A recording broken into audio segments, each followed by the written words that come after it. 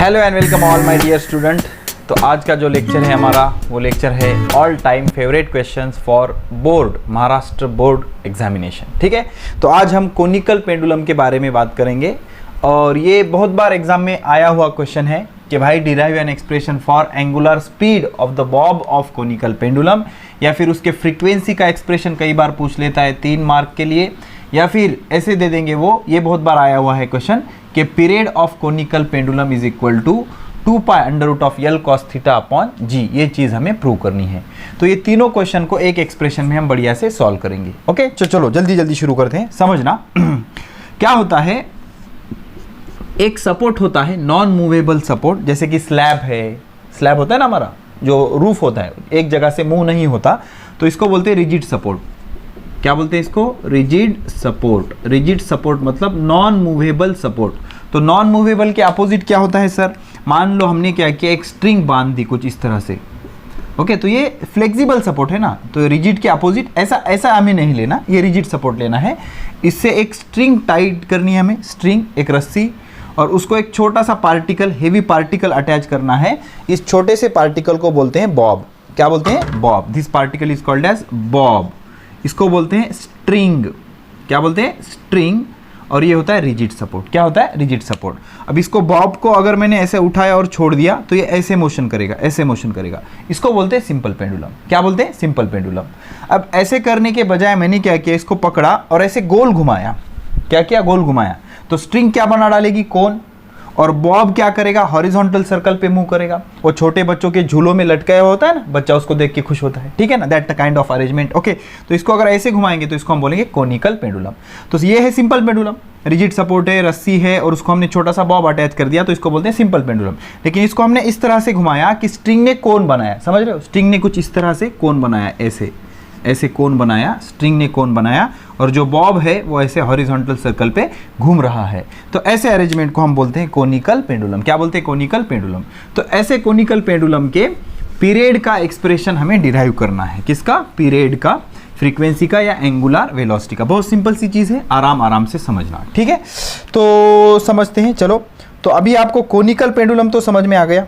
Conical pendulum क्या होता है? सिंपल पेंडुलम को ऐसे घुमाना कि स्ट्रिंग हॉरिजॉन्टल सर्कल में घूमनी चाहिए, सॉरी स्ट्रिंग कोन बनानी चाहिए, और बॉब हॉरिजॉन्टल सर्कल पे मूव होना चाहिए। तो चलो शुरू करते हैं। तो हम क्या करेंगे, एक कोनिकल पेंडुलम इमेजिन करेंगे। ओके, मान लो कुछ इस तरह का कोनिकल पेंडुलम है। फर्स्ट पॉइंट में लिख देता हूं, या फिर चलो शुरू करते हैं, पहले डायग्राम बना लेंगे। सपोज ये हमारा रिजिड सपोर्ट है, this is rigid support, yes. तो यहाँ पे लिख देता हूं मैं, यस क्या है हमारा? Yes is a rigid support. देखो अब मार्क कैसे बनाए जाते हैं, ज़्यादा टेंशन हमें लेना नहीं है। ओके, आराम आराम से सिंपल सिंपल चीज़ें समझनी है। तो रस्सी को हम ऐसे घुमा रहे हैं। Okay, and the string is revolving in horizontal circle like this. ठीक है, तो यल क्या है? इसकी लेंथ ऑफ स्ट्रिंग है। क्या है? Length of string. तो यहाँ पे लिख देता हूँ मैं, L is equal to length of string, बराबर लेंथ ऑफ स्ट्रिंग। तो यस क्या है हमारा? रिजिड सपोर्ट, और यल क्या है? Length of a string. L क्या है? Length of a string. अब उसके बाद ये जो है, ये है height, height of conical pendulum. तो एच को क्या बोलेंगे हम? HEIGHT, height of conical pendulum, बराबर कोनिकल पेंडुलम। तो ये जो ऐसे घूम रहा है दैट इज कोनिकल पेंडुलम। और ये वाला जो है this is radius of circle, या फिर ये आर क्या है? रेडियस ऑफ बॉब बोलेंगे। चलो बॉब, ये जो पार्टिकल होता है ना, इसको हम बॉब बोलते हैं। क्या बोलते हैं? बॉब। ठीक है, रेडियस ऑफ बॉब। समझ में आया? अब ये जो एंगल बना रहा है, इस एंगल को हम बोलेंगे थीटा। क्या बोलेंगे? थीटा। अब ये पूरा कोण अगर होता तो ये पूरा एंगल होता, पूरा एंगल होता, तो आधा एंगल है ना, इसलिए इसको हम क्या बोलेंगे? थीटा को बोलेंगे हम सेमी वर्टिकल एंगल। क्या बोलेंगे बेटा? Semi vertical angle. आधा है ना एंगल, इसलिए क्या बोलेंगे? Semi vertical angle. समझ रहे हो? Simple simple. S rigid support है, नॉन मूवेबल सपोर्ट, या लेंथ ऑफ स्ट्रिंग, एच है height of conical pendulum, R है रेडियस ऑफ बॉब या radius of circle of bob, कुछ भी बोल सकते हो। सॉरी, बॉब तो अलग हो जाएगा थोड़ा सा, रेडियस ऑफ सर्कल बोल देंगे। चलो रेडियस ऑफ सर्कल, और थीटा क्या है? Semi vertical angle. इतना परफेक्ट है। चलो अब समझना, अब ये होगा डायग्राम। फर्स्ट पॉइंट देखो अभी, हाँ, number 1, eight any point two force acts on the Bob, किसी भी पॉइंट पे, इस सर्कल पे घूमते वक्त किसी भी पॉइंट पे बॉब के ऊपर दो फोर्स एक्ट होंगे। कितने बेटा? दो फोर्स एक्ट होंगे। पहला फोर्स कौन सा? इसका वजन vertically downward, that is mg। और दूसरा फोर्स कौन सा? ये रस्सी में, ये स्ट्रिंग में एक टेंशन फोर्स आ जाएगा, इसको बोलेंगे हम टी डैश। क्या बोलेंगे? T dash. तो at any point two forces acts on the bob, bob के ऊपर दो फोर्स एक्ट होंगे। पहला जो फोर्स होगा द वेट mg, एकदम कॉन्फिडेंटली आराम से आंसर लिखना है। The weight mg acting vertically downward, ठीक है। The weight mg acting vertically downward, उसका वजन वर्टिकली डाउनवर्ड। और दूसरा जो फोर्स है tension T dash in the string, tension T dash in the string towards point S. तो स्ट्रिंग के अंदर का टेंशन ये towards the point S point की तरफ टेंशन फोर्स एक्ट होगा। अब टेंशन क्यों आ गया? इसकी वजह से आएगा। सिर्फ रस्सी घुमाओगे तो टेंशन आएगा क्या उसमें? नहीं, उसको कुछ अटैच करो फिर घुमाओ तो उसके अंदर टेंशन आ जाएगा। यहां तक समझ में आया? अब क्या करेंगे हम? ये जो टेंशन फोर्स है इसके दो कंपोनेंट करेंगे। कैसे? वेक्टर कंपोनेंट सबको पता है, एक वर्टिकल कंपोनेंट एंड दूसरा horizontal component, vertical and horizontal. तो ये z बन गया, देखो ऐसे। तो ये एंगल अगर थीटा है तो ये भी एंगल क्या होगा? थीटा होगा। क्या होगा? थीटा होगा। समझ में आया? तो हमेशा याद रखना, कोई एक वेक्टर है तो इसके अगर दो कंपोनेंट आपको गिराने हैं तो एक हॉरिजॉन्टल बनता है, एक वर्टिकल बनता है। अगर ये थीटा होगा तो एक कंपोनेंट हमेशा कॉस होता है, दूसरा कंपोनेंट हमेशा साइन होता है। तो कौन सा कॉस और कौन सा साइन कैसे डिसाइड करोगे? जो एडजेसेंट वाला है वो कॉस होता है और जो रहे वाला है वो क्या होता है? साइन होता है। मतलब कॉस थीटा की डेफिनेशन देखो ना, adjacent side divided by hypotenuse. तो ये जो होगा ये होगा टी डैश कॉस थीटा, ये वाला कंपोनेंट ये ले लेना है, टी डैश कॉस थीटा। और ये क्या होता है? T dash sign theta. तो किसी भी वेक्टर के दो कंपोनेंट हम कर सकते हैं, एक कॉस होता है दूसरा साइन होता है। तो थीटा के एडजेसेंट वाला कॉस होता है और दूसरा क्या होता है? साइन होता है। मान लो ये टी डैश होता और थीटा एंगल यहाँ का होता तो ये क्या हो जाता? T dash cos theta, theta के एडजेसेंट वाला कॉस थीटा, और ये क्या होता है? T dash sine theta. ठीक है, आई होप इतना आपको समझ में आ रहा है। ठीक है, तो ये जो टेंशन है, टेंशन के हम दो कंपोनेंट कर लेंगे। देखो दो कंपोनेंट, जो वर्टिकल कंपोनेंट है that is T dash cos theta, समझ में आ रहा है? ये टी डैश है, T dash cos theta, and this horizontal component is T dash sign theta. Okay, so यहाँ पे लिखूंगा मैं the tension, second point, tension T dash can be resolve, resolve मतलब उसके टुकड़े कर सकते हैं हम, रिजॉल्व इनटू टू कंपोनेंट। तो टेंशन टी डैश के हम कितने कंपोनेंट कर सकते हैं? दो कंपोनेंट कर सकते हैं। कितने कंपोनेंट? दो कंपोनेंट। पहला component number one T dash, number one vertical component, vertical component T dash cos theta. देख लो, vertical component T dash cos theta, और ये जो हॉरिजॉन्टल कंपोनेंट, इसको ओ बोलेंगे, सेंटर ऑफ सर्कल ना, हॉरिजॉन्टल कंपोनेंट होता है। Number two horizontal component T dash sign theta, vertical component T dash cos theta, horizontal component T dash sign theta. अब समझना, यहाँ पर ये जो बॉब है ये आराम से बेचारा घूम रहा है, तो घूमने के लिए क्या लगता है? Centripetal force. सर्कल पे घूमने के लिए क्या लगता है? Centripetal force. और सेंट्रीपिटल फोर्स की डायरेक्शन कैसी होती है? Position of particle to centre of circle, position of particle to centre of circle. तो ये वाला जो कंपोनेंट है टी डैश साइन थीटा, ये क्या प्रोवाइड करेगा? Centripetal force. क्या प्रोवाइड करेगा? Centripetal force. और सबको पता है सेंट्रीपिटल फोर्स का फॉर्मूला क्या होता है? mv स्क्वायर बाय, क्या होता है? mv square by r। तो third point, horizontal component provide CPF माने सेंट्रीपिटल फोर्स। तो हॉरिजॉन्टल कंपोनेंट क्या है? T dash sign theta. Is T dash sine theta is equal to mv square by r। m मतलब mass, v मतलब velocity, r मतलब radius. तो horizontal component क्या provide करेगा? Centripetal force. तो T dash sine theta is equal to mv square by r। और अब यहाँ पर देखना, बॉब को, ये ऊपर का फोर्स है, ये नीचे का फोर्स है। तो बॉब ना नीचे आ रहा है ना ऊपर जा रहा है, तो जितना नीचे फोर्स होगा उतना ही ऊपर फोर्स होगा। तो हम लिख सकते हैं T dash cos theta is equal to M G, equation number 2। T dash cos theta is equal to M G, जितना ऊपर फोर्स है उतना नीचे।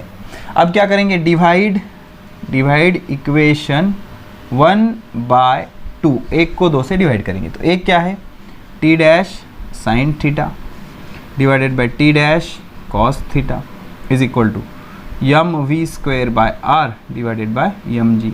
एल एच एस को एल एच एस से डिवाइड किया, आर एच एस को R H S से डिवाइड किया, तो ये टी डैश कैंसिल, ये यम कैंसिल, आर नीचे आ जाएगा, साइन बाय कॉस क्या होता है, tan theta is equal to V square by R G. इस आर जी को इधर शिफ्ट करो, V square is equal to आएगा R G tan theta, square इधर जाके स्क्वायर रूट, तो वी आ जाएगा under root of R G tan theta. समझ में आया, वी आ जाएगा under root of R G tan theta. अब कई बार यही फॉर्मूला पूछ लेता है कि लीनियर वेलोसिटी का एक्सप्रेशन बनाओ, तो यहीं पर इसका आंसर खत्म हो जाएगा, लीनियर वेलोसिटी का v is equal to under root of R G tan theta. लेकिन हमसे पहले तो पूछा है एंगुलर स्पीड के बारे में। किसके बारे में, एंगुलर स्पीड के बारे में। अब सब जानते हैं, but v is equal to R omega, समझते हो relation between linear velocity and angular velocity. तो क्या हो जाएगा, ये R omega is equal to under root of R G tan theta. अब ओमेगा चाहिए ना, इस आर को इधर शिफ्ट करो, तो omega is equal to under root of R G tan theta divided by R. लेकिन डिवाइडेड बाय आर को मैं ऐसे लिख सकता हूँ, under root of R square, meaning तो वही होगा ना, आर स्क्वायर का अंडर रूट आर होगा, ठीक है, कोई चेंज नहीं होगा। तो दोनों को एक ही स्क्वायर रूट में लिखते हैं, omega is equal to under root of R G tan theta divided by R square, तो एक आर कैंसिल, तो ओमेगा का फॉर्मूला आ गया under root of G tan theta divided by R, under root of G tan theta divided by R. तो ये पहले वाला एक्सप्रेशन हमारा आ गया ओमेगा का, एंगुलर वेलोसिटी का। ओमेगा बोले तो एंगुलर वेलोसिटी, ओमेगा क्या होता है, एंगुलर वेलोसिटी। ठीक है, पॉज करके स्क्रीनशॉट ले लो। अब जो बचे हुए 2 क्वेश्चन हैं उसको इससे हम टैकल करेंगे।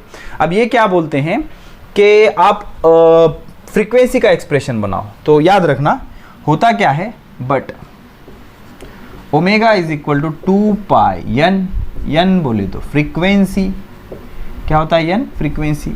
ओमेगा की वैल्यू क्या होती है, 2 पाई एन, समझ में आया। तो ओमेगा की जगह 2 पाई एन रख देना, यहाँ पर क्या हो जाएगा, 2 pi N is equal to under root of G tan theta divided by R. 2 pi N under root of G tan theta divided by R. तो ये 2 पाई को इधर भेज देना, N is equal to 1/2 pi, समझ रहे हो ना, 1/2 pi under root of G tan theta divided by R.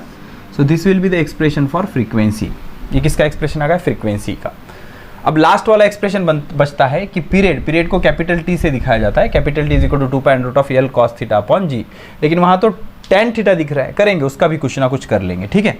तो अब हमेशा याद रखना n is equal to 1/t होता है, या फिर t is equal to 1/n। तो period and frequencies are reciprocal of each other, ठीक है ना। ये बेसिक सी चीज़ है, अब उसमें हम नहीं घुसेंगे, वो हमारे लेक्चर का टॉपिक भी नहीं है। तो हमेशा से याद रखना frequency is just reciprocal of period और period is just reciprocal of frequency.